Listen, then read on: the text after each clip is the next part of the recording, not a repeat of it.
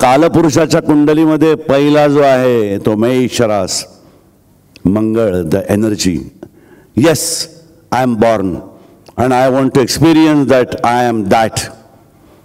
आणि म्हणून त्याच्याकडे मेष रास आणि वृश्चिक रास, कालपुरुषाची मृत्यूस्थानाचा मालक, ह्या दोन्ही राशी त्याच्याकडे दिलेत की तू ठरव तुझ्याकडची शक्ती कशी वापरायची, फालतू करण्यासाठी किंवा मृत्यूवरती पण तुझा कंट्रोल आहे. अशा कालपुरुषामध्ये मॅनिफेस्ट झालेली ही आपली काया आहे बॉस. छोट्या मोठ्या किडूक मिडूक कुठल्या तरी कोरोना फिरोनाने मरण्यासाठी जन्माला नाही आलेले आम्ही यार. त्यानंतर येते दुसरी रास वृषभ, जी शुक्राची आहे. शुक्रच पहिल्यांदा मार्गक्रमण सुरू करतो की आता मला कालपुरुषाला कायेच्या माध्यमातून, टाइम फिनॉमेनामध्ये बॉडीच्या माध्यमातून I want to manifest and make the use of the fullest potential of me. म्हणून त्यालाही दोन राशी दिल्या आहेत. पहिली रास आहे वाणीची, सो व्हॉट वी टॉक. त्याचा परिणाम डायरेक्ट आपल्या पाण्यावरती होतो आणि म्हणून ती आहे दुसरी रास. त्याला पण दुसरी रास दिली आहे, ती आहे तूळ. त्याचा संबंध आपल्या किडनीशी आहे. आज का वाढलेत जगातले किडनीचे पेशंट? कारण आम्ही आमच्या वाणीने दुरुपयोग केला आहे. आजचं मेडिकल सायन्स सांगतं, सायमेटिक्स नावाची फिजिक्सची ब्रांच सांगते की जे आपण बोलतो ते आपल्या पाण्यामध्ये विरघळत आहे. किडनी खराब झाली आहे म्हणजे खात्री ठेवायची आपल्या वाणीमधनं, आपल्याच वृषभ राशीनी काहीतरी बहुत गंदा अनाप शनाप हमने बोला है. मुंह से बाहर बोला है नाही तो अंदर सोचा है. 4 तऱ्हेची वाणी आहे. आता तर आजच्या कलियुगात 5वी वाणी आली आहे व्हॉट्सअप नावाची. सो म्हणून त्या वृषभ राशीला शुक्राची मालकी दिलेली आहे. म्हणून त्याचं कनेक्शन आहे वृषभ रास आणि तुळ रास जी किडनीशी आहे. तिथून मार्गक्रमण चालू होणार आहे माझ्या आयुष्याचं, माझ्या सौंदर्याचं. माझे छान मुलगी होणं, छान पोरगी मिळणं, लग्न होणं, छान नवरा मिळणं, छान घर, छान नोकरी, छान वाहन, हे मिळायलाच पाहिजे आपल्याला. पण त्याची ताकद आणि तेच धनस्थान आहे.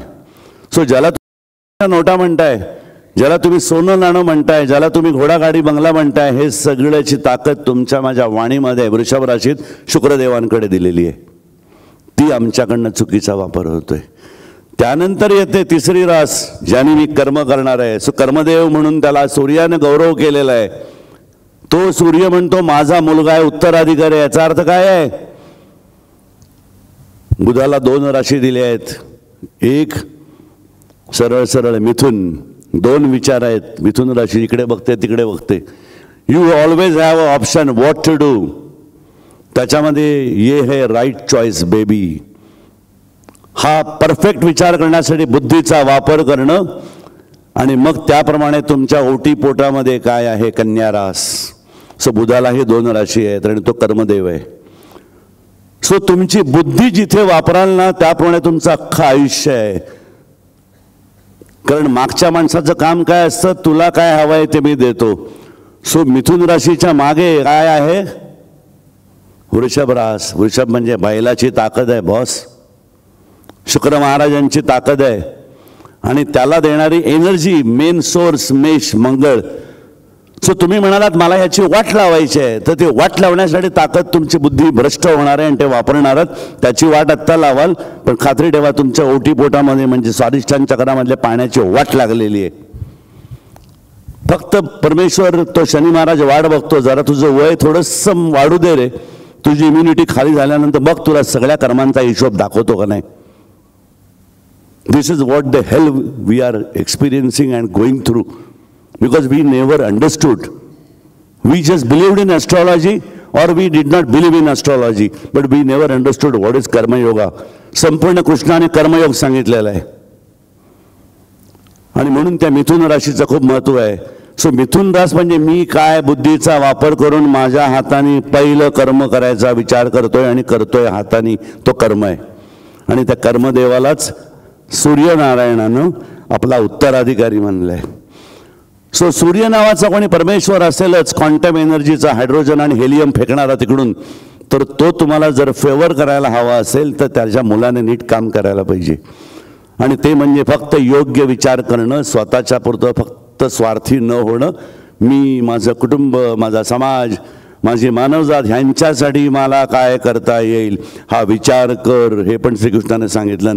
अनन्या चिंतयन्तो माम ये जनाः पर्युपासते तेषां नित्याभियुक्तानां योगक्षेमं वाम्यहम्. कृष्णाने खुलेआम सांगितलं की तुम्ही सगळे संसारी आहात, पण फक्त मी आणि माझा संसार ह्याच्या पलीकडे जो संपूर्ण विश्व हा माझा संसार आहे. आणि कृष्णाच्या संसारासाठी जो मनुष्य प्रयत्नशील राहतो, नुसता विचार नाही कर्म करतो, कर्मयोग, बुद्धी, बृहस्पती नव्हे बुध, मर्क्युरी, त्याचा संसार इंडिव्हिज्युअल मी चालवणार म्हणतो, शानसे, भिकाऱ्यासारखा नाही. हा मेसेज लाऊड अँड क्लिअर आहे, पण आम्ही नुसते श्लोक पाठ केले. फार फार तर कुठल्या तरी मठामध्ये जाऊन पहिलं पारितोषिक मिळवलं, काय उपयोग आहे त्याचा? अशी अनेक पारितोषिके मिळतात यार. Our great God, the Sun God, believes in only in Karma Yoga, the Buddha, your action. And Krishna was a man of action, not of just thoughts. त्यानंतर येतो तुमचा चौथा मिथुन रास, नंतर येते कर्करास. कर्करास म्हणजे सरळ सरळ पाणी. आपलं संपूर्ण शरीर ग्रॉस लेवलला 70% पाणी आहे. मोलेक्युलर फिजिसिस्टच्या मते आपल्या बॉडी म्हणजे फक्त 99.99% पाणी आहे. आमचा मायथॉलॉजिकल गॉड अख्खा पाण्यातच झोपलेला आहे. सो हे सगळं झाल्यानंतर ते विचार पहिल्यांदा मॅनिफेस्ट होणार आहेत पाण्यामध्ये, आणि त्याचा पाण्याचाच संबंध चंद्राशी आहे. सो चंद्रदेवता तुम्हाला ती सगळी शक्ती देणार आहे आणि तुमच्या पाण्यात उतरवायचं काम करणार आहे. Because you have ordered him, I want to bloody screw this man, I want to take a revenge. हा विचार पहिल्यांदा आला, त्यानंतर ॲक्शन मोडमध्ये आला. आपल्या पाण्यामध्ये तेच आलं, रिव्हेंज रिव्हेंज रिव्हेंज रिव्हेंज, किंवा माझ्यावर अन्याय झालाय, माझ्यावर अन्याय झालाय, माझ्यावर अन्याय झाला, तेच पाण्यामध्ये उतरणार आहे. चंद्राला एकच रास दिले, त्याला 2 राशी दिल्याच नाहीत. तो म्हणतो माझं काम एवढंच आहे, तुमचे जे विचार आहेत ते ॲक्शन मोडमध्ये आल्यानंतर पाण्यामध्ये उतरून झालं की माझं काम मोकळं. चंद्रमा मनसोजा आहे ते. सो ती चौथी येते. पण चौथी ही आपल्या आईची पण रास आहे हो, आपल्या वास्तूची पण रास आहे हो. जेव्हा मी कोणाचा तरी सूड घ्यायचा विचार करतो, ऑफिसमध्ये कोणीतरी बॉस माझ्यावरती अन्याय केला म्हणून मी चिडचिड करतो, तेव्हा माझ्या आईच्या तब्येतीची वाट लावतो. हा विचारच नाही, कारण हे ज्ञान नाही आहे. माझ्या वास्तूची पूजा भ्रष्ट होते, माझ्या वास्तूमध्ये निगेटिव्ह एनर्जी येते. कारण चौथं घर कालपुरुषाच्या कुंडलीप्रमाणे तुमची आई, तुमचं पोट, तुमची वास्तू. काय उपयोग आहे त्या वास्तुपूजा करून, पिरॅमिड चिकटवून? त्यानंतर येते 5वी रास, सिंह रास. सिंह गर्जन आहे, आय एम द किंग, मैं तो जंगल का राजा हूं. आणि तिथं आहे त्याची मालकी दिली आहे सूर्याला. पण ज्या क्षणी सूर्यानं सांगितलं की माझा मंत्रिमंडळाचा मी विस्तार केलेला आहे, तेव्हा I abide by my rules. माझ्या मंत्र्याने सांगितलं हे असंच करायचं, ते तसंच, मी त्याला अधिकार देऊन टाकलाय.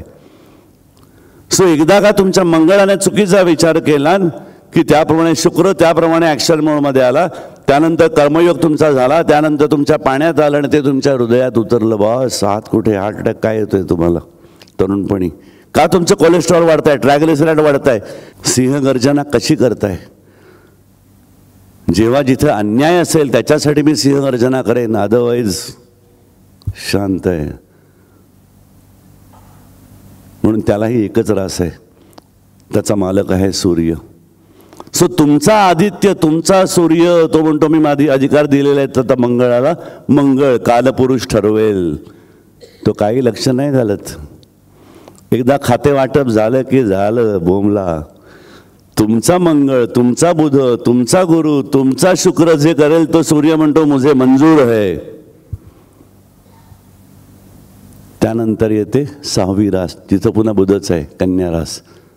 त्यानंतर येते पुन्हा 7वी तुळ, पुन्हा तिथे शुक्रच आहे. त्यानंतर येते वृश्चिक, तिथं पुन्हा मंगळच आहे. त्यानंतर येते पहिल्यांदा गुरु महाराजांची धनुरास, मांडी. आणि मांडीच दाखवली ना उडी करून दुर्योधनानं, बस म्हणून फुटली ना मांडी त्याची, मेला ना तो. सो माझा भाग्योदय कधी होईल? भाग्योदय होती कधी कुठल्या तरी ज्योतिषाकडे नका जाऊ, माझ्याकडे पण नका येऊ. तुमचा भाग्योदय तुमच्या हातात आहे, पक्का लक्षात ठेवा. विचार योग्य करा, तिथून शक्तीचा वापर सुरू करा. भाग्योदय तो अपने आप हो जाता है भाई. आणि मग ती घटना धनुरास, ते धनुष्य आहे जे आपल्या देहामध्ये आहे. जे 3 कर्वेचर्स आहेत ना, सर्वायकल, डॉर्सल आणि लंबर, हे धनुष्य आहे. आणि त्याचं नाव आहे गांडीव. आम्ही फक्त ह्या शब्दामध्ये व काढला तर किती घाणेरडा शब्द वापरतो ना, तुझ्या अमुक अमुकमध्ये दम आहे का. खऱ्या अर्थाने त्याचा उल्लेख आहे, तुम्ही अर्जुन आहात आणि तुमचं गांडीव तुमच्या डोक्यापासून खालीपर्यंत आहे. हे गांडीव धनुष्य आहे. त्याचा वापर योग्य जर केलेला असेल तर धनुष्य म्हणजे धनुष्य. भाग्योदय झालाच म्हणून समजा. तिथे धनुरास गुरु महाराज फक्त आशीर्वाद देतात. I am too happy.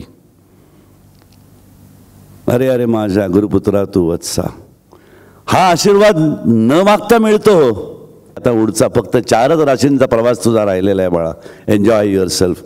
पण तरी शेवट ह्याच्यातनं बाहेर टाकण्यापूर्वी माझा मेरा बच्चा आहे, तू मेरा बच्चा आहे. I don't want even a single blemish. त्यासाठी तो शनी महाराजांकडे असं अलगदपणे देतो. महाराज एकदा बघा तपासून आतून बाहेरून, काय नाही ना, काही कुठे काळीमा राहिलेला असेल तर काढून टाका बरं. पण लक्षात ठेवा, ये मैंने भेजा हुआ बच्चा है, कोई आम बच्चा नहीं भेजा है. सो डोकं ठिकाणावर ठेवून काय ते परीक्षा घ्या त्याची. मी कुठल्या तरी रस्त्यावरच्या मुलाला तुमच्याकडे आणलेलाच नाही शनी महाराज. मी पाठवलेला आहे. भाग्योदय झालेला माझा बच्चा आहे. तुमची पत्रिका काही पण असू दे, मेष लग्न असू दे, वृषभ लग्न, मिथुन लग्न, कर्क लग्न, काही असू दे, कालपुरुषाची कुंडली एकच सांगते, इथं मंगळ आहे मेष रास. इथं योग्य सत्वगुणी विचार ठेवा. पुढचं सगळं शुक्र महाराज करायला सुरुवात करतात हो.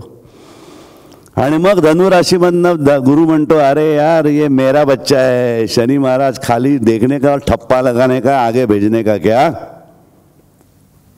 तुझे टेस्ट भी करने की जरूरत नहीं है, क्योंकि मैंने टेस्ट किया हुआ भेजा हुआ बच्चा है.